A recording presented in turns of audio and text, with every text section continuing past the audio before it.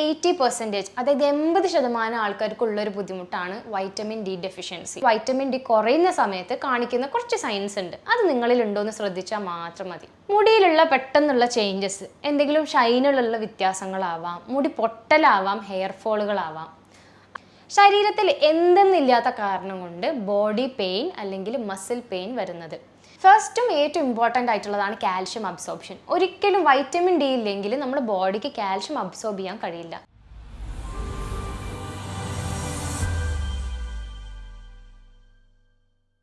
ക്ലിനിക്കിൽ വരാറുള്ള പേഷ്യൻസ് സ്ഥിരം പറയുന്ന ഒരു ബുദ്ധിമുട്ടാണ് എത്ര ഉറങ്ങിക്കഴിഞ്ഞാലും ഒരു ഫ്രഷ്നെസ് തോന്നുന്നില്ല. 7 മണിക്കൂർ 8 മണിക്കൂറൊക്കെ സ്ഥിരമായി ഉറങ്ങുന്നുണ്ട്, പക്ഷെ എണീറ്റ് കഴിഞ്ഞാൽ ഉറങ്ങാത്ത അതേ ഒരു ടയർഡ്നെസ് പോലെ തോന്നാം. ഒരു full time low battery life പോലത്തെ ഒരു ഫീലിംഗ്, എനർജി ഇല്ല, ഒന്നും ചെയ്യാനുള്ള താല്പര്യമില്ല. ഇങ്ങനെയുള്ളവരിൽ സ്ഥിരമായി കണ്ടുവരുന്ന ഒരു ബുദ്ധിമുട്ടാണ് ലോ വൈറ്റമിൻ ഡി, അതായത് വൈറ്റമിൻ ഡിൻ്റെ ഡെഫിഷ്യൻസി എന്നുള്ളത്.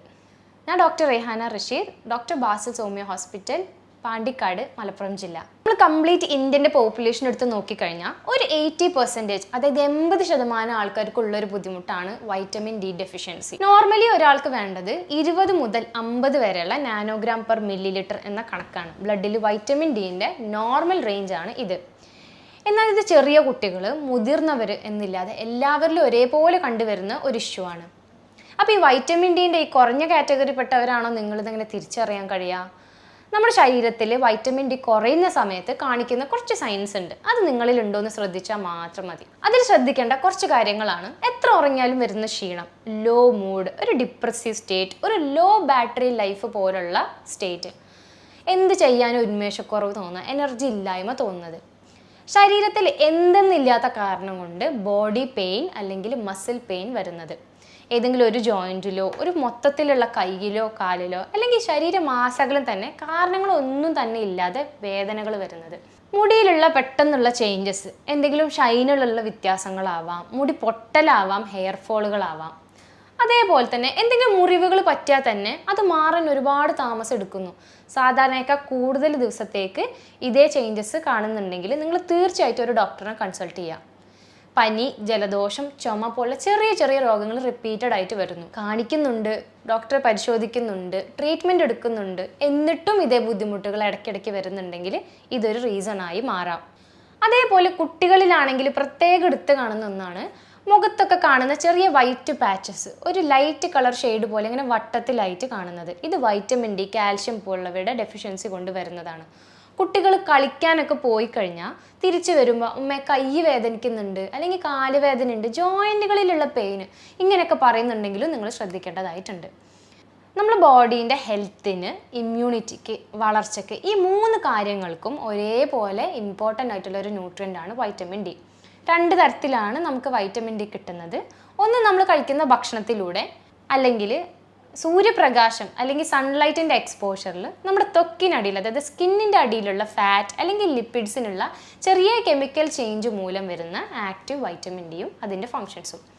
ഇതിന് ഒരുപാട് പ്രവർത്തനങ്ങളുണ്ട്. പല്ലിൻ്റെ ബലം അല്ലെങ്കിൽ ബോണിൻ്റെ സ്ട്രെങ്ത്, ഗ്രോത്ത് എന്നതിനൊക്കെ ഉപരിയായിട്ട് നമ്മുടെ ഇമ്പോർട്ടൻറ്റ് ലിവർ അല്ലെങ്കിൽ കിഡ്നി പരമായിട്ടുള്ള രോഗങ്ങൾ, മറ്റു ജനറൽ ഹെൽത്ത്, ഇമ്മ്യൂണിറ്റിക്കും ഇതിനൊരു വലിയ പങ്കുണ്ട്. ഫസ്റ്റും ഏറ്റവും ഇമ്പോർട്ടൻ്റ് ആയിട്ടുള്ളതാണ് കാൽഷ്യം അബ്സോർപ്ഷൻ. ഒരിക്കലും വൈറ്റമിൻ ഡി ഇല്ലെങ്കിൽ നമ്മുടെ ബോഡിക്ക് കാൽഷ്യം അബ്സോർബ് ചെയ്യാൻ കഴിയില്ല.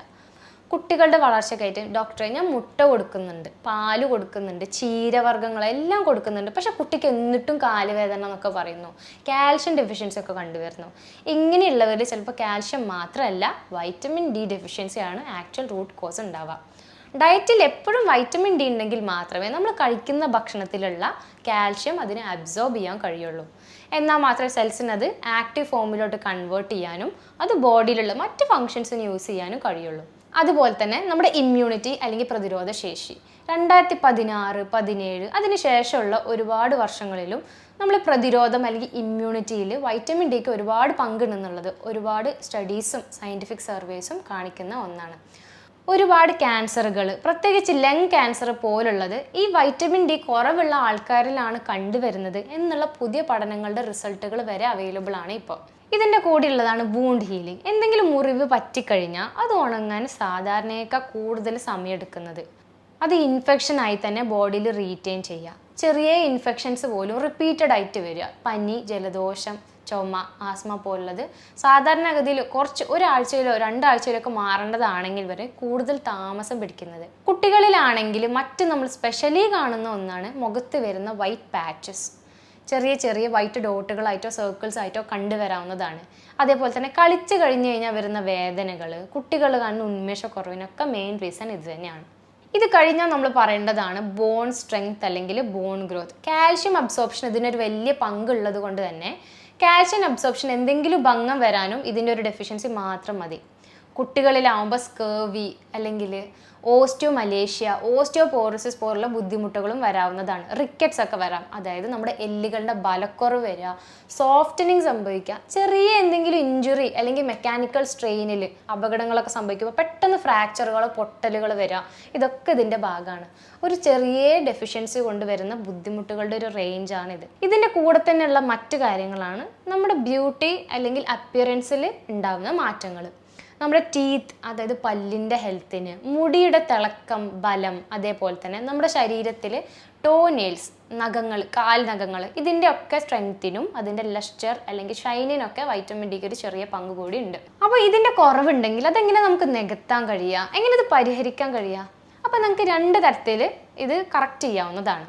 ഒന്ന്, ശരിയായൊരു ഡോക്ടറിനെ ചെന്ന് കൺസൾട്ട് ചെയ്യുക. എത്രയാണ് വൈറ്റമിൻ ഡി എന്നുള്ളത് ബ്ലഡിൽ മനസ്സിലാക്കി അതിനനുസരിച്ച് സപ്ലിമെൻറ്റ്സോ ടാബ്ലറ്റുകളോ അല്ലെങ്കിൽ ഇത് സംബന്ധിച്ച് എന്തെങ്കിലും രോഗങ്ങളുണ്ടെങ്കിൽ അതിൻ്റെ ട്രീറ്റ്മെൻറ്റുകൾ അവൈലബിൾ ആക്കാം. അതല്ല എന്നുണ്ടെങ്കിൽ ഡയറ്റ്, നിങ്ങൾക്ക് ഭക്ഷണത്തിൽ തന്നെ ഒരുപാട് രീതിയിൽ ഇത് കൺട്രോൾ ചെയ്യാവുന്ന ഒന്നാണ്. എല്ലാ ഫുഡിലും ഉള്ളൊരു കാര്യമല്ല വൈറ്റമിൻ ഡി. അതുകൊണ്ട് തന്നെ സ്പെഷ്യലി അതിൻ്റെ കൺസേൺ എടുത്തുകൊണ്ട് ആ ഭക്ഷണങ്ങൾ ഡയറ്റിൽ ഉൾപ്പെടുത്തൽ വളരെ നിർബന്ധമാണ്. ഇപ്പോൾ വെജിറ്റേറിയൻസ് ആണെന്നുണ്ടെങ്കിൽ മഷ്റൂംസ്, കൂണ്, നമ്മൾ കൂന് എന്നൊക്കെ പറയും, അത് നമുക്ക് ഒരുപാട് വൈറ്റമിൻ ഡി തരുന്ന ഒരു സോഴ്സാണ്. ഭക്ഷണത്തിൽ ഇടയ്ക്കിടയ്ക്ക് അത് യൂസ് ചെയ്യുക. അതല്ല, നോൺ വെജിറ്റേറിയൻസ് ആണെങ്കിൽ നിങ്ങൾക്ക് ചെയ്യാവുന്നതാണ് മീൻ, മത്തി അല്ലെങ്കിൽ കൊഴുപ്പുള്ള മീനുകൾ, കോഡ് ലിവർ ഓയിൽ ടാബ്ലറ്റുകൾ, ഇതിലൊക്കെ നല്ല എമൗണ്ടിലുള്ള വൈറ്റമിൻ ഡി ഉണ്ട്. ഇതെടുത്താലും നിങ്ങൾക്ക് ഡെഫിഷ്യൻസി ഒരു പരിധി വരെ ശരിയാവും.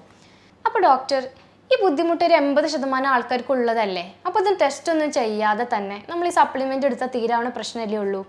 ഇങ്ങനെ ചോദിക്കുന്ന ആൾക്കാർക്കുള്ള ഉത്തരമാണ് വൈറ്റമിൻ ടോക്സിറ്റി.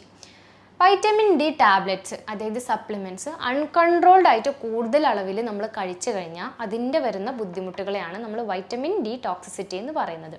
ഇത് ഒരുപാട് സിംറ്റംസ് അല്ലെങ്കിൽ രോഗങ്ങൾക്ക് കാരണമാവാം. മെയിൻ ആയിട്ടുള്ളതാണ് ഓവർ കാൽഷ്യം ഡെപ്പോസിഷൻ. ഇത് 2 രീതിയിലാണ് കാണുന്നത്. ഹൈപ്പർ കാൽസീമിയ, അതായത് രക്തത്തിൽ കാൽഷ്യം കൂടി വരുന്ന കണ്ടീഷനും അതിൻ്റെ ഭാഗമായി തന്നെ കിഡ്നിയിൽ കാൽഷ്യം കൂടിയിട്ട് അതുമൂലം കിഡ്നി സ്റ്റോൺസും മറ്റ് ബുദ്ധിമുട്ടുകളും വരാം. ഇടയ്ക്കിടയ്ക്ക് യൂറിൻ പോകാനുള്ള ചാൻസസ് അല്ലെങ്കിൽ കിഡ്നി സംബന്ധമായ മറ്റു രോഗങ്ങൾക്കും ഇതൊരു കാരണമായേക്കാം. അതുപോലെ ഓവർ വൈറ്റമിൻ ഡി വരുമ്പോൾ നമുക്ക് മെൻ്റൽ കൺഫ്യൂഷൻ, ശ്രദ്ധക്കുറവ് വരുന്നത്, എന്തെങ്കിലും തരത്തിലുള്ള കോൺസെൻട്രേഷൻ ചേഞ്ചസും വരാവുന്നതാണ്.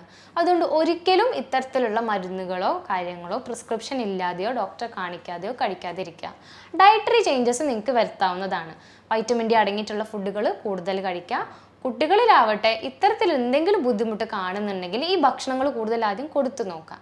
എന്നിട്ടും വരുന്നില്ല, ചേഞ്ചസ് കാണുന്നില്ലെങ്കിൽ മാത്രം ഒരു ഡോക്ടറെ കൺസൾട്ട് ചെയ്ത് ശരിയായ രീതിയിൽ ട്രീറ്റ്മെൻറ്റ് ഉറപ്പുവരുത്താം. അപ്പോൾ ഇത്തരത്തിൽ ബുദ്ധിമുട്ടുള്ള ആൾക്കാർക്ക് ചെയ്യാവുന്നതാണ്. എന്തെങ്കിലും ഞാൻ പറഞ്ഞ സൈൻസ് കാണുക, സ്കിന്നിൽ ചേഞ്ചസോ മറ്റു ബോഡി വേദനകളും കാര്യങ്ങളൊക്കെ കാണുകയാണെങ്കിൽ അടുത്തുള്ള ഒരു ഡോക്ടറെ കൺസൾട്ട് ചെയ്യുക. ഹോമിയോപ്പതിയിൽ ഇതിൽ വളരെ നല്ല ട്രീറ്റ്മെൻറ്റുകൾ അവൈലബിൾ ആണ്. സ്കിൻ ചേഞ്ചസോ മറ്റു ബോഡി ചേഞ്ചസോ വരുമ്പോൾ ആ ബുദ്ധിമുട്ടിനുള്ള ട്രീറ്റ്മെൻറ്റും ഇതിൻ്റെ കൂടെ തന്നെ ഉറപ്പ് വരുത്തേണ്ടതാണ്.